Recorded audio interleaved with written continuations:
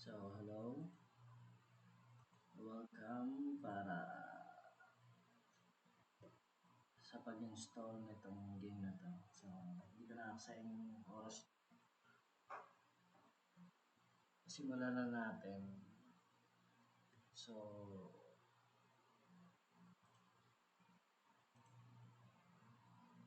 pakita ko muna. Sa browser, pag kinlik nyo tong Throne and Liberty, ang Steam, nakalagay ito. So, meaning, hindi siya available sa atin dito sa Pilipinas. So, sa iba lang. So, para maging available siya, install nyo yung Wingscribe. So, type nyo lang Wingscribe. Wingscribe. So, ayan. Click nyo lang ito. Tapos, download. Actually, meron na ako nito. Na-download ko na siya. So, para lang makita nyo. Ayan.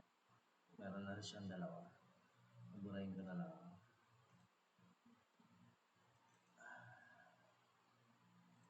Kita nyo mga ibang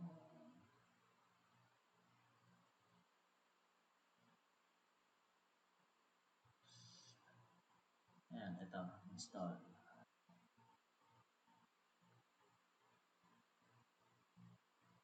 So, meron itong 2 GB na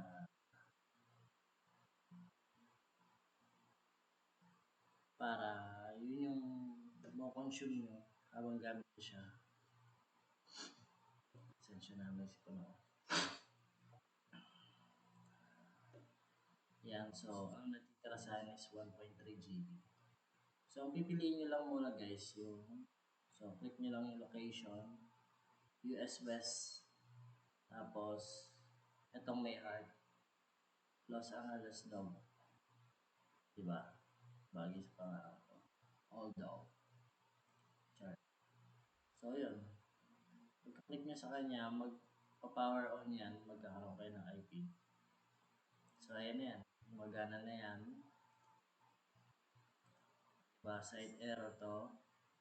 Refresh nyo ito. O, diba? Lumabas na yung Throne and Liberty. Ngayon, lumabas na siya. So, ayan, free to play. Click nyo lang tong play game. Ay, teka. Pwede nyo lang, so, ito. Kung may naka-install na sa inyo, click nyo lang yes. Yes, Steam is installed. So, play this game. Tapos, always allow stores Steam powered there. Check nyo lang yan. Open Steam. Tapos, pagka-click nyo ng Open Steam, kasi sa akin, naka-install na siya eh. So, ayan, error report tuloy kasi tumatakbo na rin siya sa, ito siya eh. Na-disconnect tuloy ako. So, ayan. Balik tayo. May install na siya. Papasok sa Steam nyo. Doon nyo na siya install. Dito siya lalabas. So, Throne and Liberty, lalabas na siya dito. I mean, masiselect nyo na madadownload yung game. And then, ayun, malalaro nyo na siya. Lalabas siya.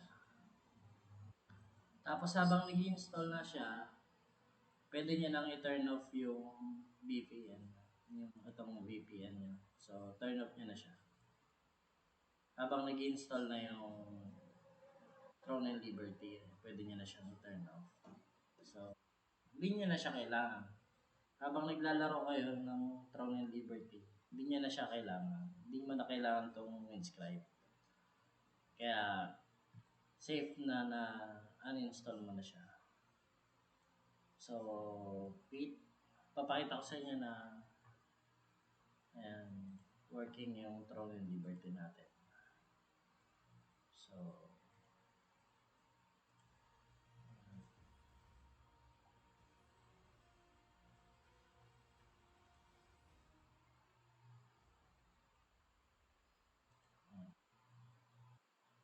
Ako na-detect yung ano.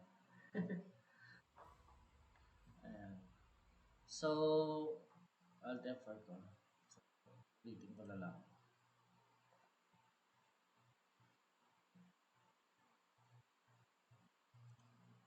Para makita nyo. Working siya.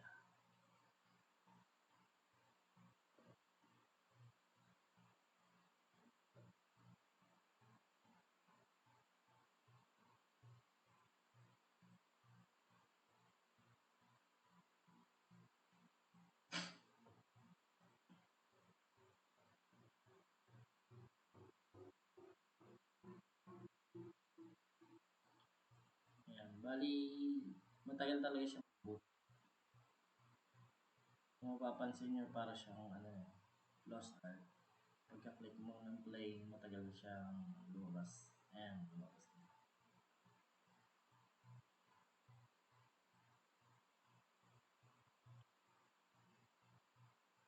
So, may mga nagsasabi na baka daw maban yung account pag nahuli na VPN. Pero so far, gamit ko siya. Wala namang nangyayari sa account. So, safe naman. Language not supported.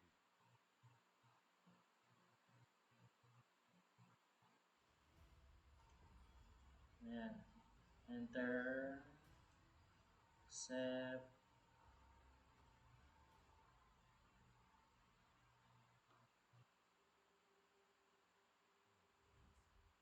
Ayan na siya. Ayan. So,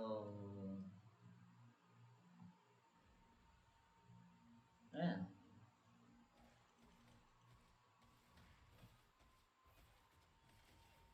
Ganda ng gameplay niya, no? Tsaka yung graphics. Ayan. So, kung umabot kayo sa part na to, consider ko na mag-subscribe. Ayan. Bagong channel lang ito, so maasahan nyo na araw-araw ako maglalaro ng Throne and Liberty hanggang sa magsawa ako. Tsaka para sa mga future guides, guys. So, hopefully, makita ko kayo sa comment section. So, yun. Na sana nakatulong to sa inyo itong video na to. So, yun. Chat lang kayo, comment lang kayo. Willing akong tumulong sa mga comments, re-replyan ko kayo. So, yun.